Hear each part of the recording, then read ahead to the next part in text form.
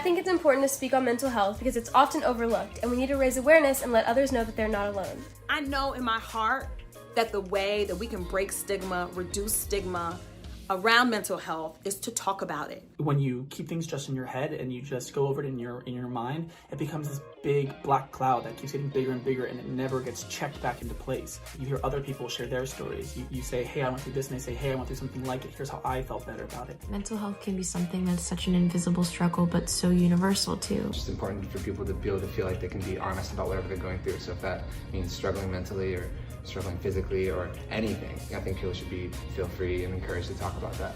Everyone has some kind of struggle with it, and at the same time, we often feel really alone in that struggle when we're not.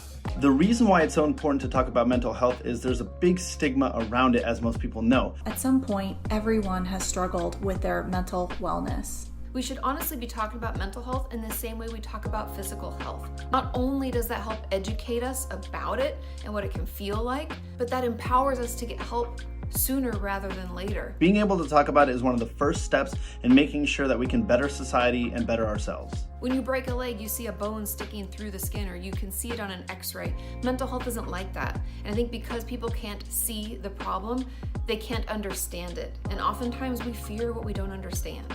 I have 100% experienced times when social media has rocked my mental health. You're putting yourself out there for millions of people. It's inevitable you're going to get judged, and that can take its toll on you. Not everybody in the world is kind. You're going to have to deal with a lot of hatred and love, even if it's hard, even if it requires you to be the bigger person and you want to defend yourself or you want to say something rude back. It's always best to take the high road. I also try to remind myself that what I see online is not always the reality of things. Taking action to not compare yourself to those posts is very crucial.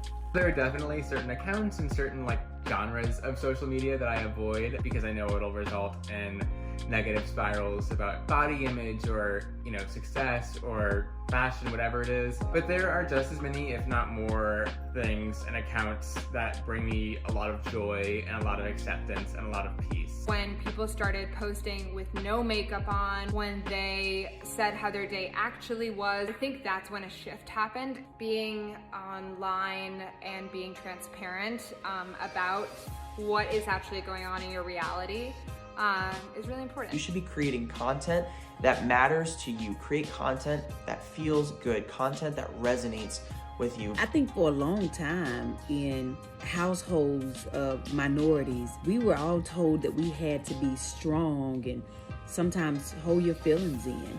You're given so much community support. Your aunties, your uncles, your cousins, your aunties, uncles, cousin, brother, sister, they're around to, show you love and be your caretaker and check up on you. To them, they feel like you have no reason to be not mentally okay. I can see an African mom being like, I've given you clothes, I've given you food, I put a roof over your head. Why are you depressed? That's their mentality. It's but they don't understand that it's deeper than that, Many of the adults I knew growing up had 2 jobs, which left very little time to focus on things that concern mental health. It's definitely difficult to try and feel like there's a space to talk about what may be going on inside of your brain when your own cultural background doesn't necessarily put an emphasis on those conversations.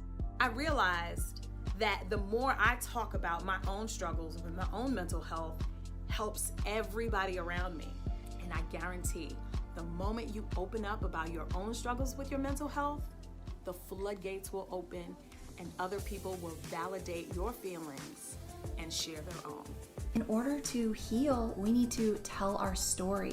Even if you're just sitting in the sun for 5 minutes, 10 minutes, 15 minutes a day, that's really important, as well as exercise. Make sure that you're actually using up that energy, because I know a lot of us who are staying inside aren't really doing a lot of activities, and that's causing a mess up in our sleep. Get outside, exercise, do yoga, meditate, breath work, tap, take a salt bath. These are all free things that you can do for yourself to take great care of you.